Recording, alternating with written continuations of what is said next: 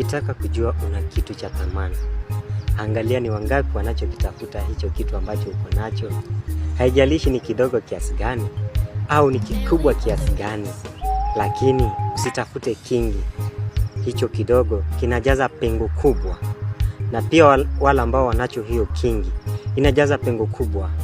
Kidogo kidogo hujaza kibaba. Kuwa mwombezi, subiri, Mungu mwenyewe atatenda kwa wakati wake.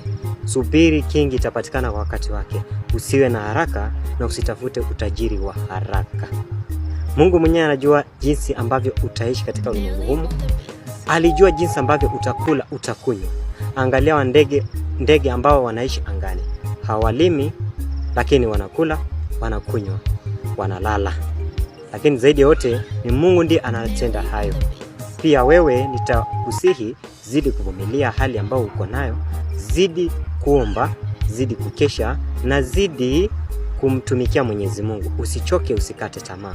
Mungu mwenyewe ana lengo na kusudi la wewe kuja hapa duniani. Usijutie kwa shida ambayo unapitia.